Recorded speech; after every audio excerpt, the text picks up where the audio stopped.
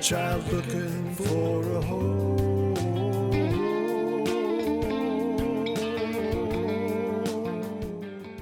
Welcome back, and thanks for tuning in to Sacred and Messy, a seasonal exploration of our Lutheran faith and often messy lives. We're glad you're here, and welcome to the conversation. I'm Vicar Josh, along with our super producer, the real OG, Josh WG. Say hi, Josh. Hi, Josh. When you see us around, let us know you've been listening, who you'd like to hear from, and what you want to talk about. It's all sacred, and sometimes it gets a little messy. And today, speaking of messy, I'd like to welcome two of my favorite people, Rhonda, Tjaden, and Kim Thompson. Thanks so much for joining us. Welcome to the show. Thanks for having us. Yeah, happy to be here. For all the folks who are new out there and listening, can you tell us a little bit about some of the things that you do around the church? You do a lot, so maybe pick out your top 10 or so. Okay, this is Rhonda, and I'll go first. I played the handbells. I was recently the president of the council, which was great fun. I spent 3 years doing that and taking a step back from that. And I also help with our church app, Touchpoint. I'm Kim, and Kim Thompson, and I do all things food. I do Wednesday night suppers and coffee hour, which is like a happy hour. And then anytime special events happen, I do the food. So. All right. So you two, we were talking a little bit before we got started here, and you two have both been around the church for a long time. You were talking a little bit about your friendship too. Tell me a little bit about your friendship. We've been friends, I think, for like 32 years. Our sons are the same age, and they grew up together, Chris and Adam, and we connected. And I don't know if you remember that we met at a Bible study before I joined the church. I don't remember that. Yeah. But yeah. I'm sure if you remember it, it happened. It did. Yeah. So that's where we first met. And then we just, with Chris and Adam, they were really good friends, best friends. And so we just kind of connected, and we started, I started about 23 years ago doing Wednesday night supper. And Rhonda saw that I needed some help, and she jumped in, and we've been doing it ever since. Every Wednesday, we feed about 50 to 60 people. Oh my goodness, that's a lot. Rhonda, I have only been around now for about, I don't know, maybe a little over a year. And I've noticed that you're one of the folks who often kind of just, if we need some help or if we need something, you just jump in. What was it about the Wednesday night suppers that you were like, you know what, that's where I'm gonna jump into that one? Well, I don't know. I think, Kim and I were friends, and I think that when somebody needs help, I just decide to step up and say, yep, I can do that. I think the other component to that is, cooking. I can cook. Now I can cook for a crowd. So yeah, it was just kind of a natural thing. And it's great fun to be in the church kitchen. Mm-hmm. And it strengthens our friendships. I mean, we are like very tight. I mean, it's very fun in the kitchen because we both can read each other's minds. I was going to ask about how that goes. And it's not us telling each other what to do. It's just like, we just know. We just are a machine. We just know what to do.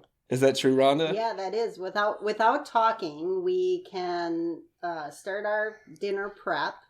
And one of us will just start one task, and the other one starts the other task. And we're chatting away about just, what's happening in life, not anything about like what we need to do for food prep. And then if we finish our task, we just automatically know which task to do next. Mm-hmm. And so, yeah, it's very, very organic, and it works really well. 60 to 70 people, you said, right? That's Wow. Yeah. That's a lot. What time are you getting started working on that food? Well, it starts probably like Saturday, Sunday, because we have the menu, and then we have to do a grocery list. And one of us always goes to Sam's Club and gets all the food. And then We bring it in, and we usually start around 3:34 on Wednesday, and it's on the table at 6. And it's something different every week. We're very creative about what we do. It's good food. It's very good. It is good food. It's comfort food, I think. Yeah. And I really think that it's such a good thing that people can come, and it's always we try to make something that everybody can eat, adults and kids and vegetarians. Yep. And there are a few people with food allergies and things, so we're always aware of that when we're planning the menu. Food is such a good way to connect with folks. So speaking of getting connected, faith isn't always a straight path. How did you end up here at Immanuel? What brought you here, and who was here first? Well, I think Mike and I were here first. Mm-hmm. We joined the church back in the late 80s before we were married. So we both graduated from Augsburg College and moved from the big city of Minneapolis over to St. Paul. Small town, St. Paul. And we were church shopping, of course. Mm-hmm. We just love the feel of Immanuel. And so we joined, got married here, we raised our children here, and it's been a really, really great church home for us. Tell me, you mentioned feel. Tell me about what was the feel? How would you describe it? The feel of Immanuel. I think the feel of Immanuel is welcoming, genuine, intergenerational. Those are the 3 words I would use. Yeah. What about you, Kim? What do you think the feel is? I agree with Rhonda. It just was very welcoming. I mean, I just think of all the past members that welcomed us and part of, like Bernice, and she was at the door when we got here, and Dick Sarafolian. When we joined, I'm from Oklahoma, so we got married, and Mark was a member of Central Lutheran, and it was so big that we snuck in and we snuck out. And so we didn't have a church family. We didn't feel integrated into that church. So we started looking, and I was pregnant with Chris, and we came here, and I was very pregnant. And Dick Sarafolian sat behind me, and he tapped me on the shoulder and said, excuse me, I just wanted to let you know I sat behind you on purpose because I'm an EMT, and if you were into labor, I was ready. So we're like, okay, we're here. So I know Dick Sarafolian, and I can imagine that. Yeah. So that's that was our welcoming, was Dick Sarafolian. How long? When was that? So about 32 years ago. Chris turns 31 on the 18th. All right. And when did the Wednesday night dinners start? Was that how you two got started? Kim has to tell this story because she had to tell it to me because I have not been doing Wednesday dinners since its inception. So I think Wednesday night dinners started like 25 years ago. Pastor Rylander was the pastor, and we were doing Lent soups, and he said, "Wouldn't it be nice if we did this every week?" And I was the volunteer coordinator at the time, so we were trying to figure out how to do it. And we hired a high school student, and we bought frozen foods from Cisco, and she just put it in the oven for prepared foods. And then we started, everybody would sign up and bring a meal. And that got too expensive and too crazy for people. So I just said, I'll just do it. And that was probably about, Lydia told me it was 23 years ago. She remembers she was in the first grade when we started coming here on Wednesdays. How many people, do you remember how many people were showing up on Wednesdays? Because it was new then. And it was just a soup, right? Like soup dinners or Lenten dinners. After Lent, I started doing real food. Okay. Like what we have now? Yeah. All right. Okay. I would say probably about 30 to 35. Okay. And, yeah, and it's evolved, and people, it depends on what people's life is at the time. So if they had the kids, they were there. And then Yep. like now that their lives have changed, a new group has come in and it's rotated. But we've met, like Mark and I, our community is here. I mean, we're very involved with our community. So Yep. we're all best friends. Yeah, and I think I must have started helping. I don't know, not at the beginning, but maybe just a couple of years after Mhm. that. So Kim probably did it by herself for a couple of years, and then Rhonda, the helper, jumped in, and I think the rest is history. Yeah. All right. Yeah. It can get a little messy back there. I mean, you got a lot of people coming through. I don't mean messy as in like an actual. I mean, there's a lot going on, a lot happening. We see a lot of folks, in the kitchen. So what is it that you think you need the most help with? If you could ask folks who are listening right now, what's something that would make a difference for you all that people could help out with for Wednesday nights to make Wednesdays a little easier? Well, we do. I recently, within the last couple of years, we've asked for volunteers.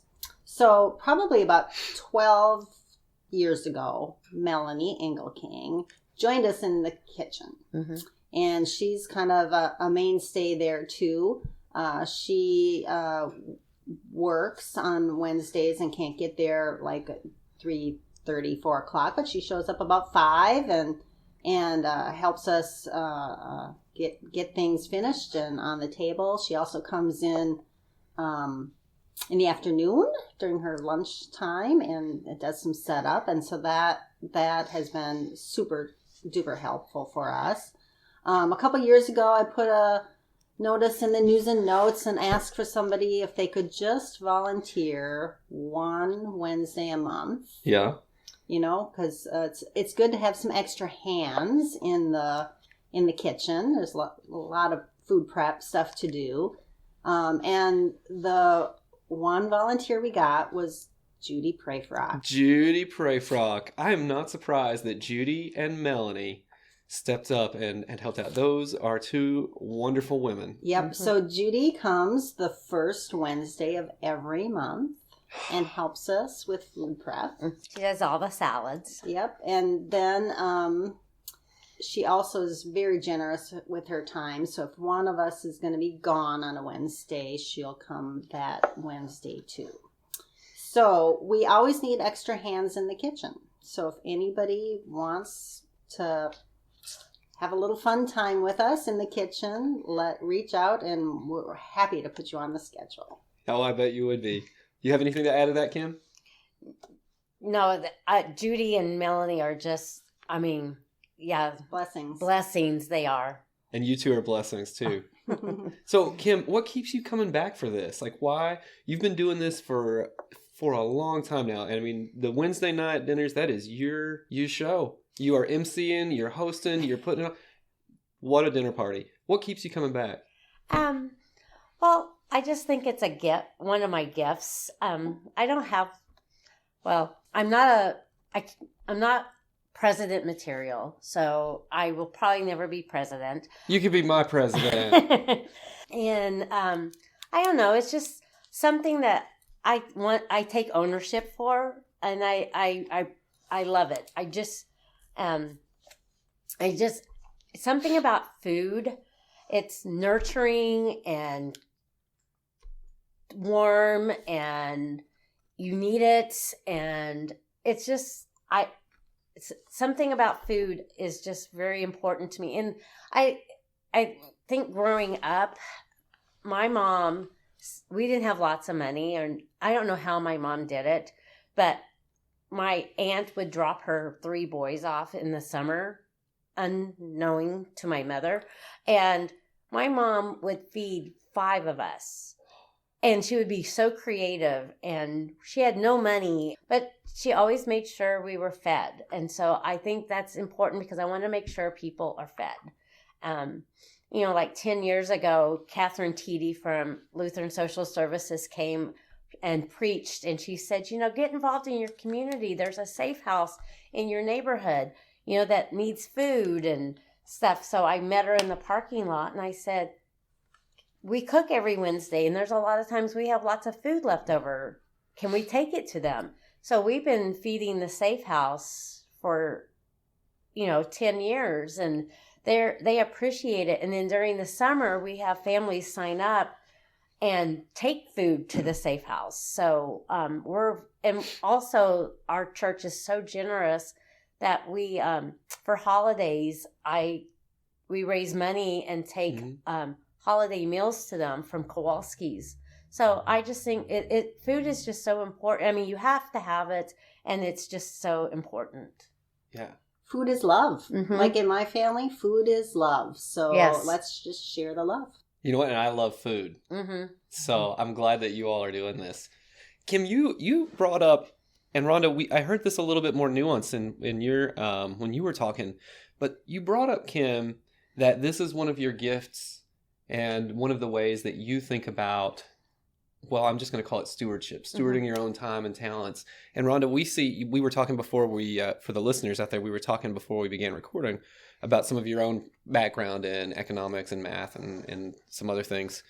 And those are both ways that I see you all using your gifts and talents in the church. One of the things that I've appreciated most about Immanuel is that when there are opportunities or when there are people who recognize those gifts and talents, and you want to put them to use for our Christian community, for siblings in Christ out there, there's encouragement for that to happen around here.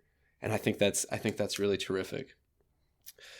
Have there been times when you felt like you just didn't want to keep going with this, or that things were too much, when you've had to rely on other folks to help you get through a Wednesday night? Has that happened to you? I think there was one year, maybe about 4 years ago, thereabouts, when we were, of course, the staff, Pastor Cindy, always asks if we're going to continue with the next program year. And there was, I think, one year when we were like, maybe we're done with this, right? Mm-hmm. And I think Kim actually said, well, Rhonda, if you're going to do it, I'll do it. And usually Kim is the, let's do it. Ooh. So it was kind of an odd year. But we said yes. Mm-hmm. And I think we're better for it. It was really, really good that we continued. And so, yeah, I think every year, we appreciate the ask. And I think we think about it. Some years it's easier to say yes right away. And I think that just has to do with, what's going on in our personal lives, right?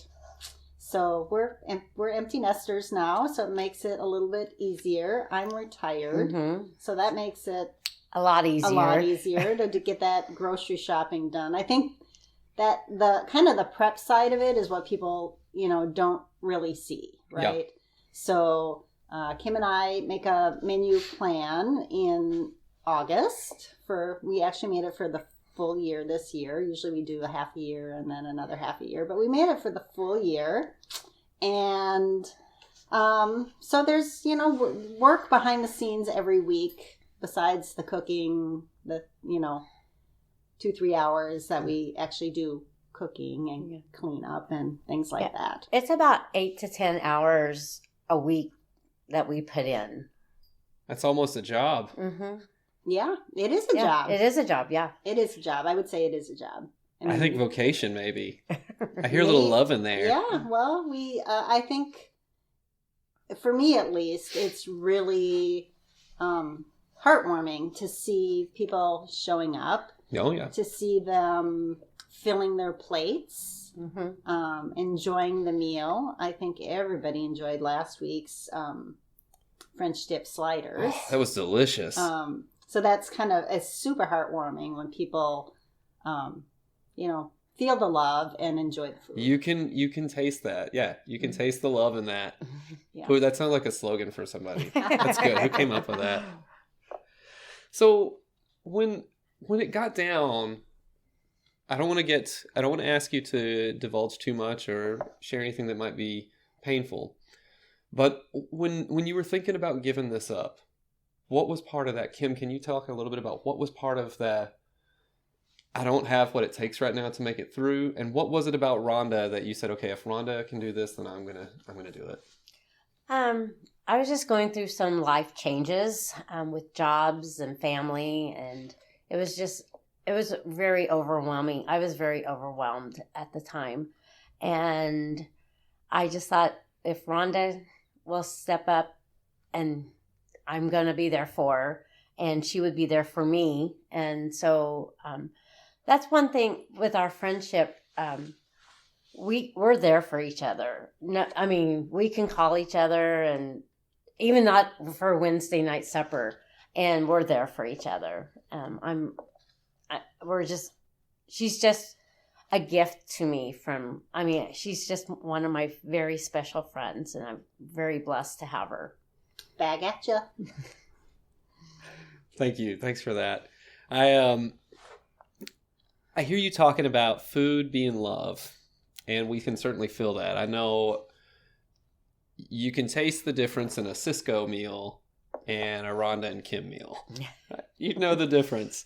So what is it about, what goes into that love? What are you putting into it back there that you're thinking, what's on your mind as you're preparing this meal for the community? How is it changing you? Well, it warms my heart. I get really excited and just happy. It makes me happy. It's not used to be like a chore, and it's not a chore anymore. It's something that I thoroughly enjoy, and I look forward to doing it every Wednesday. And it's like what we can do and how we can change it up. Like last year, we decided that we were going to do variations of tater tot hot dish the first Wednesday of the month.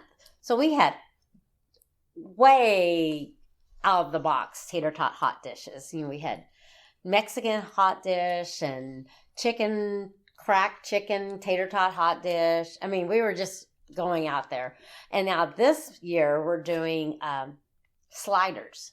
Yep. So first Wednesday of the month is a different slider. So we thought that would be easy, but it's not. It's not.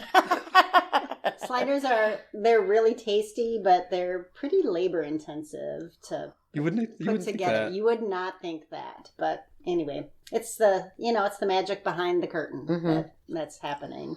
I think the other component of that too is, Kim and I really feel appreciated. Mm-hmm. We know that people appreciate the time that we put in to make every Wednesday's dinner. And we feel that. So we feel the love from the people coming back at us. Yeah. So.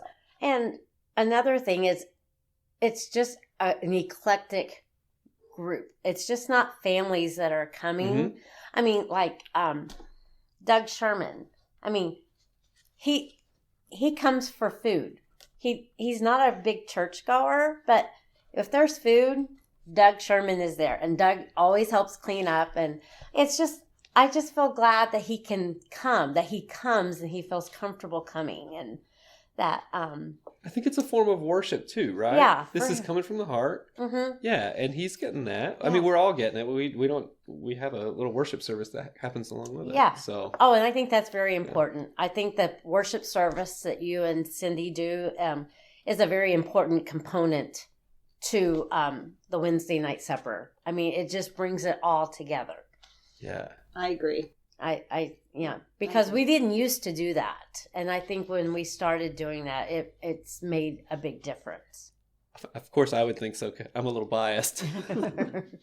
So what about you've mentioned this used to be a chore, now it doesn't feel like that anymore. So we're obviously changed by that. And we were talking earlier about the people that this brings in and how that warms your heart. Have you seen how this Wednesday night meal is affecting people in our community and changing folks? Not just with Doug, yeah, but with others as well. Yeah, I think so. Like Kim said, there are definitely people who come on Wednesdays because they have church activities on Wednesday. So, maybe their kids are in the children's choir or confirmation or whatever. And those people change, right? So kids grow up and activities change. And so sometimes people will continue doing Wednesday dinners after their kids have moved on from those church activities, and sometimes they won't. I think we see elderly people coming because it's time for fellowship, and then they don't have this one less meal they have to cook that week, and then we totally love to feed those people that they're coming for those purposes. I think that applies to young families too. I wish we actually had more young families that came with their kids, because it could be, a day that you don't have to cook a meal. So you're telling me that you don't have to have an activity going on at church to show up for the meal? No. How much does this cost somebody? It's like $40, $50? No, it's basically a free will offering. Suggested $3 a person, $10 a family, whatever. And if you don't have it that week, don't worry about it. We'll get it. It all works out. So we don't worry about it. And then the other thing, back to what Rhonda was saying, is a lot of time parents feel comfortable leaving their kids at church, like for an activity, and then they leave and go run an errand. We have lots of parents, kids stay for dinner, and they eat at the kids' table, and they're comfortable with just being there by themselves. And I think that's really wonderful. And that's when we were looking for a church. I wanted a church that our children could just run wild, and everybody, the kids do run wild. Free range kids. Yeah, they are. And everybody feels really comfortable. And I think that says a lot. This meal is a huge blessing to the people in our church. Have you seen instances of this meal being a blessing to people beyond our church as well? Like out in the community? You talked a little bit earlier about, I want to call it Second Harvest, because that was our... Keystone. Keystone is what it is here, yep. Mm-hmm. So have you seen instances of that playing out? And well, yeah, we definitely do some fundraising for Keystone, during the chili cook-off month of January. We have been getting Thrivent Action Team grants, money, and using that money then to buy the groceries, and people, who are competing on the chili cook-off, bring in the main dish. So any funds that we get from that free will offering go to Keystone. Same is true during Lent, soup suppers. So that is like one way we globally give back. But just a couple weeks ago, we had a veteran who was walking by the church, and Deanna saw him, and she was leaving the church and saw him and invited him in. It was about 5:00, but we asked him, do you like chili? Because that's what we're having tonight. And we fed him and had some conversation with him, and really just a blessing that, would give him a meal. Wednesday night dinners are not just for church members. They are a community dinner. We don't really advertise, we go out and, come to Wednesday dinners. We could do that. It's a little bit harder then to decide the quantities of food. But we welcome any strangers. so if somebody walks through the doors tomorrow, somebody brand new who has never really been part of a church community or a community of faith before, what would you want them to know about Immanuel? What would you say? I would say we're so excited that you're here. We're happy and welcoming, and there's Wednesday night supper, and you're invited. Yep. When we have visitors, we definitely want them to feel welcome, and come and join us on a Wednesday, because it's a really cool way to get to know our church community. Super relaxed. It is a very relaxed place. Yeah. Good way to spend some time with friends. Mhm. And as you were talking about that, Rhonda, it was making me think God's table, it extends beyond just Sunday mornings, right? There's no reason that can't extend into Wednesdays and every single night of the week, as long as it's something that's being served, created with love, served with love, and an open heart. Yeah, we're like Martha's. You are the only other person than me I'm a Martha. I get it. Yeah. I totally get it.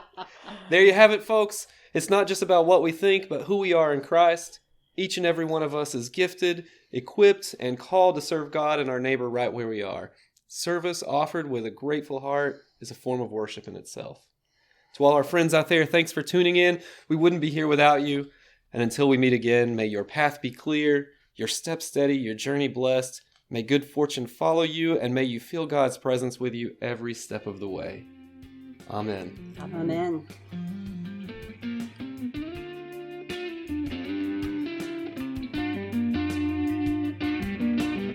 Sacred and Messy is recorded in front of a live studio audience of me, Josh Wareheim-Daigle. Our theme song is Who Am I Today by Dale Fierke. Additional audio support is provided by Brian Bullock and Dale Fierke.